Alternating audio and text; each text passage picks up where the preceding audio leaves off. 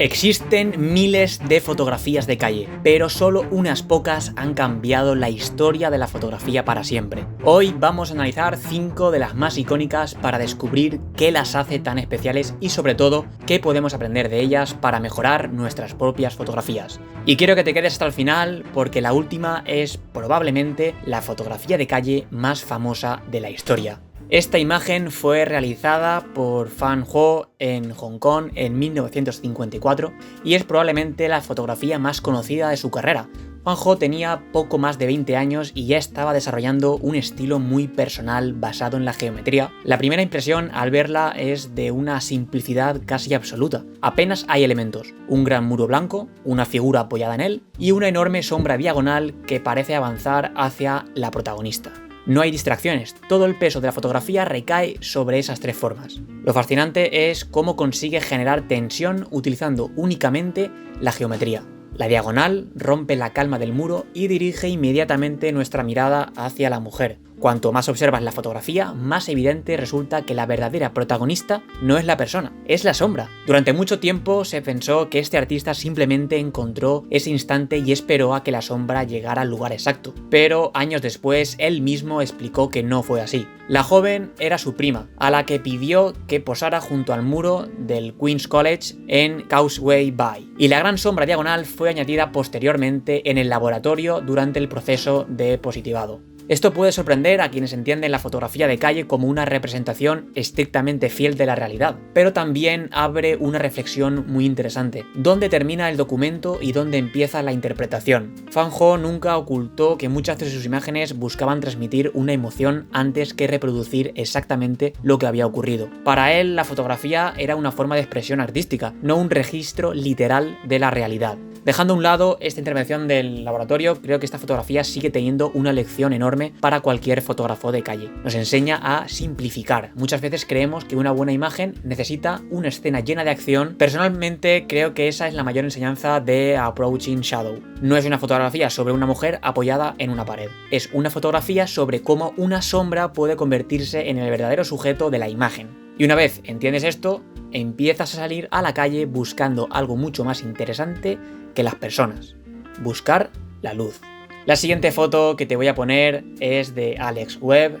Hay fotógrafos que intentan simplificar una escena para que el espectador sepa exactamente a dónde mirar. Y Alex Webb hace justo lo contrario. Llena el encuadre de información y aún así consigue que todo tenga sentido. Esta fotografía fue tomada en 1985 en Tehuantepec. Webb llevaba años recorriendo México y América Latina buscando escenas donde la luz, el color y la vida cotidiana se mezclaran de una forma casi caótica. Él mismo ha contado que ese día hacía muchísimo calor, estaba cansado y sin encontrar nada que realmente le interesara fotografiar. Entonces llegó a una plaza pequeña y vio a unos cuantos niños jugando con una pelota. Uno de ellos comenzó a hacerla girar sobre la punta del dedo y en ese instante Webb sintió que todas las formas empezaban a encajar. Disparó solo unas pocas fotografías y el momento desapareció. Lo primero que me fascina de esta imagen es que no existe un único protagonista. Nuestra mirada entra por el niño de la pelota porque es el punto de mayor contraste y porque el balón azul llama inmediatamente la atención.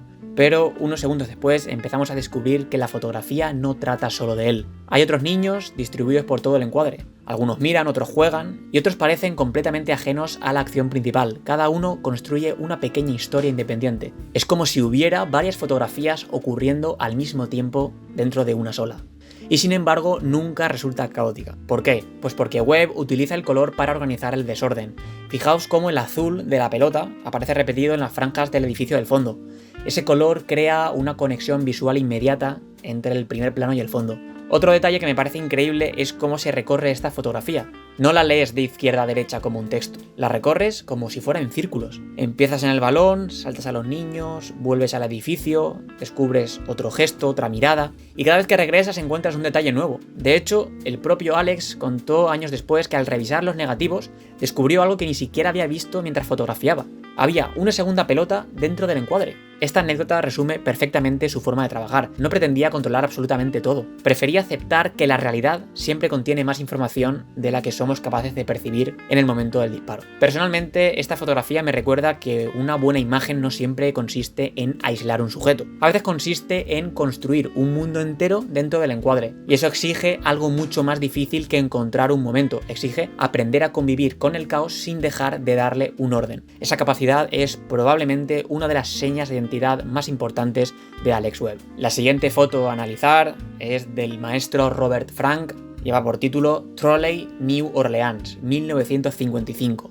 Esta fotografía fue tomada en Nueva Orleans en 1955, durante el viaje que Robert Frank realizó por Estados Unidos gracias a una beca Guggenheim. Recorrió más de 15.000 kilómetros en coche y tomó cerca de 28.000 fotografías. De todas ellas, solo 83 terminarían formando parte de The Americans, uno de los libros de fotografía más influyentes de la historia. Y esta es una de esas 83. A primera vista parece una escena muy sencilla, un tranvía detenido y varias personas mirando por las ventanas. Pero cuanto más tiempo pasas observándola, más te das cuenta de que está hablando de algo mucho más profundo. Lo primero que llama la atención es cómo las ventanas dividen la imagen en compartimentos casi idénticos. Cada persona ocupa su propio espacio, como si estuviera aislada del resto. No vemos una multitud, vemos individuos separados unos de otros. Pero el detalle más importante es quién ocupa cada ventana. En aquella época, Estados Unidos seguía viviendo bajo las leyes de segregación racial conocidas como Jim Crow. Aunque esta fotografía no muestra explícitamente un cartel que indique esa separación, la disposición de los pasajeros refleja perfectamente la realidad social del momento. Personas blancas y negras compartiendo un mismo tranvía, pero perteneciendo a mundos completamente distintos. Frank no necesitó fotografiar un conflicto, le bastó con observar una escena cotidiana para hablar de un problema estructural. Y eso es precisamente lo que hace tan poderosa esta imagen. Robert Frank entendía que la fotografía podía convertirse en una herramienta para hacer preguntas en lugar de ofrecer respuestas. Muchas veces pensamos que una buena foto depende de encontrar una escena extraordinaria. Frank demuestra que lo extraordinario puede esconderse en algo tan cotidiano como un tranvía parado en un semáforo. Y ahí está la grandeza de Robert Frank. No fotografiaba únicamente personas, fotografiaba una sociedad y consiguió hacerlo sin recurrir al dramatismo, simplemente observando con una honestidad que cambió para siempre la historia de la fotografía. La siguiente foto es del fotógrafo William Klein. Si hubiera que elegir una fotografía que rompió todas las reglas del street photography, probablemente sería esta, Gun One. Fue realizada por William Klein en Nueva York en 1955 y forma parte de la serie que acabaría convirtiéndose en su primer libro, Life is Good and Good for You in Nueva York. Un libro que cuando apareció fue rechazado por muchas editoriales estadounidenses porque su forma de fotografiar resultaba demasiado agresiva y caótica. Paradójicamente, hoy está considerado una de las obras más influyentes de toda la historia de la fotografía.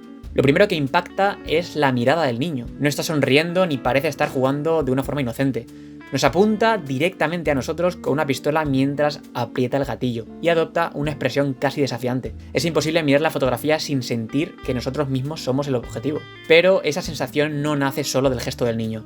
Klein decidió acercarse muchísimo con un gran angular. La pistola queda exageradamente cerca del objetivo y parece salir del encuadre. Esa distorsión hace que el arma tenga un protagonismo enorme y aumenta la tensión de la escena. El espectador deja de ser un observador para convertirse en parte de la fotografía. Técnicamente, la imagen rompe casi todas las normas que se enseñaban en aquella época. El encuadre está apretado, algunas partes aparecen cortadas, el grano es muy evidente y la composición transmite una sensación de desorden. Sin embargo, nada de eso es un error, es exactamente lo que Klein buscaba. Él quería que sus fotografías tuvieran la misma energía que en la ciudad. Nueva York era ruidosa, rápida, imprevisible y muchas veces podía ser incómoda. Fotografiarla de una manera elegante habría significado traicionar esa realidad, por eso decidió acercarse más que nadie, utilizar objetivos angulares y aceptar el movimiento, el desenfoque y el caos como parte del lenguaje visual. Personalmente, lo que más me fascina de Gun One no es la pistola, es la sensación que provoca. Más de 70 años después seguimos sintiendo una ligera incomodidad al verla.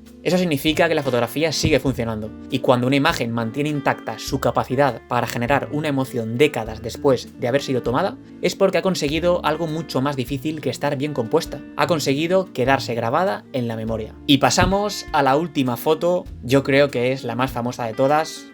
El autor es Henri Cartier-Bresson. Si existe una fotografía que resume la esencia de la fotografía callejera, probablemente sea esta. Henri Cartier-Bresson la tomó en 1932 detrás de la estación parisina, Curiosamente, no podía ver la escena de forma limpia. Fotografió a través de un hueco en una valla, esperando que algo ocurriera al otro lado. Ese detalle ya nos dice mucho sobre su forma de trabajar. No construía las escenas ni daba instrucciones. Observaba, esperaba y reaccionaba. Lo primero que llama la atención es el hombre suspendido en el aire. Está a punto de apoyar el talón sobre el agua, pero nunca llega a hacerlo.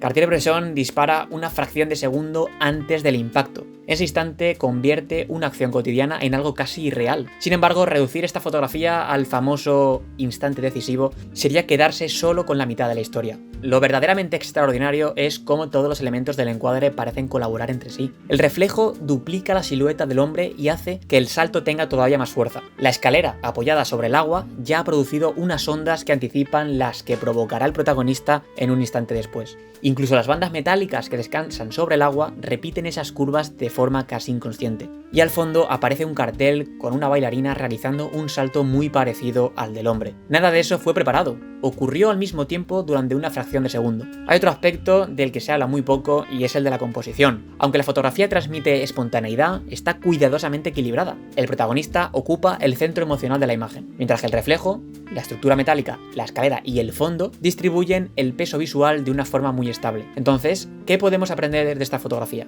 Que una gran fotografía de calle no consiste únicamente en capturar un momento rápido. Lo importante es reconocer cuando ese momento, la composición, la luz y las relaciones entre los elementos ocurren al mismo tiempo. Personalmente creo que esta fotografía también desmonta uno de los mayores mitos de la fotografía callejera. Muchas personas salen a la calle obsesionadas con encontrar una escena espectacular. Cartier-Bresson demuestra que lo extraordinario puede surgir de algo tan simple como un hombre intentando no mojarse los zapatos. La diferencia no está en el sujeto, está en la capacidad del fotógrafo para reconocer cuando todos los elementos encajan durante un instante irrepetible. Si has llegado hasta aquí, te lo agradezco un montón.